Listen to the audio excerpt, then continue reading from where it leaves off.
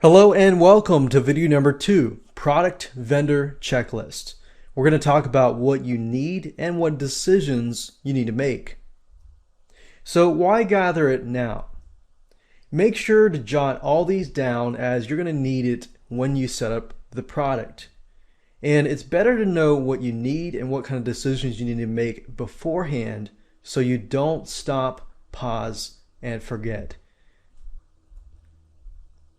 My goal is to get your product onto JVZoo, but you have to do it yourself. So I've created this video course as easy as possible so that you're going to be able to do that.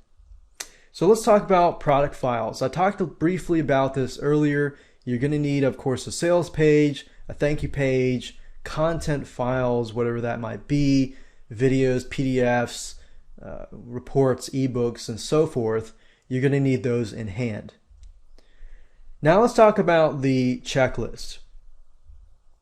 You're going to need to know the launch date and the time. Now, when you set up your product onto JVZoo, you can set it up to go live at any given day.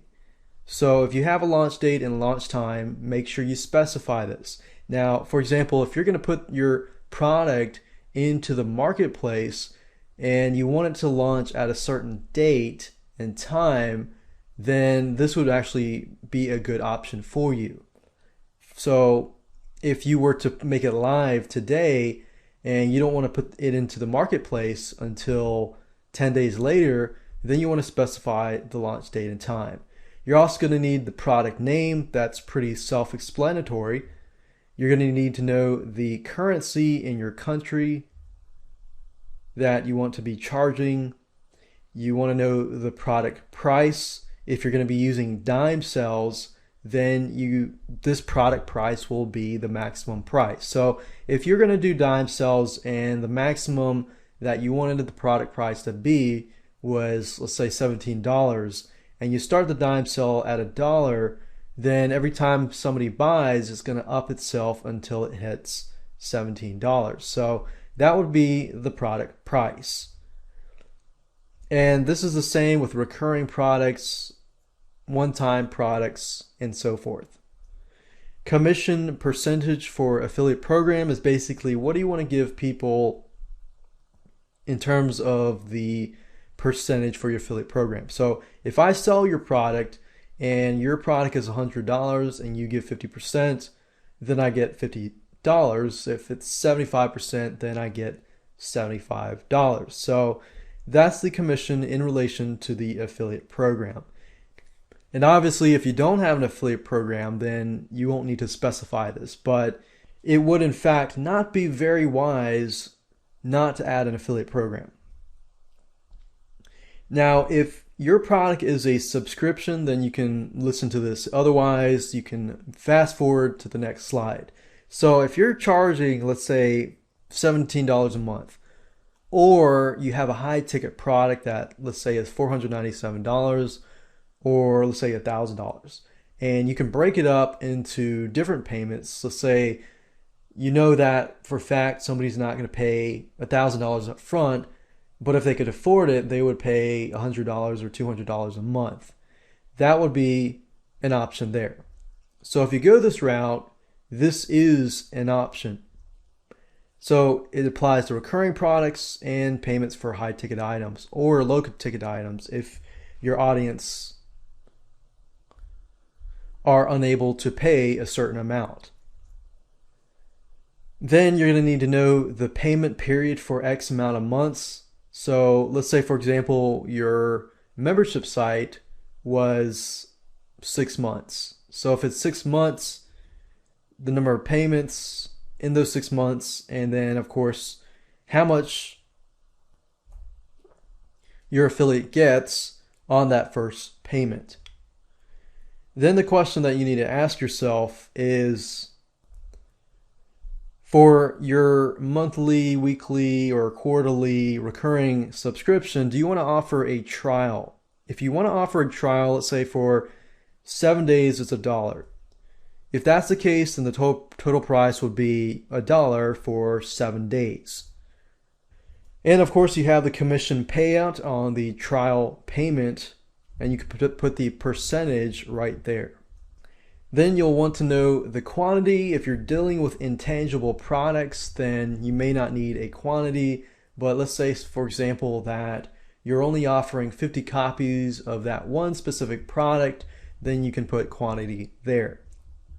You want to put your support email. In other words, if people want to contact you, and this is very important because if people can't contact you, then a lot of other issues will arise. So make sure you got a email address for support and a support URL. So obviously support email is definitely a requirement.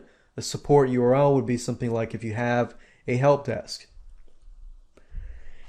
And of course, you're going to need to have some sort of landing page, which is an option. You don't have to have a sales funnel, squeeze page, pre-launch page, but that is an option if you want to do that. Otherwise, if you leave that blank, it'll default to the sales page URL. And of course, if your sales page is on the warriorforum.com as a Warrior special offer, Warrior Forum tends to go down or lags a lot. So if your site, your website, your sales page lags, then you're going to lose sales. So if it is on the Warrior Forum, then you can also include a optional sales page, which is a really, really cool feature.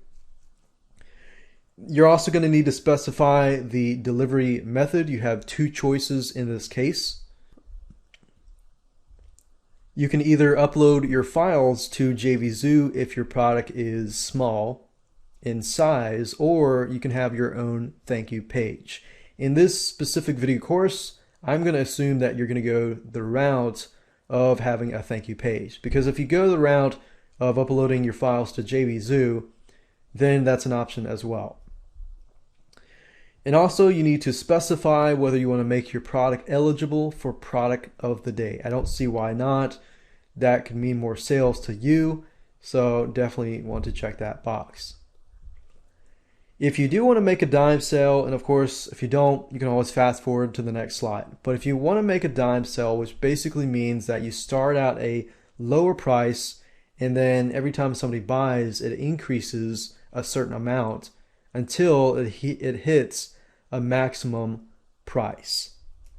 So you're going to need to know the starting price. You're going to need to know how much it increases by for every sale. So if the start price is at $1 and the end price is at $50, and I could do something like it increases 10 cents or even 5 cents for every 3 sales or for every 1 sale.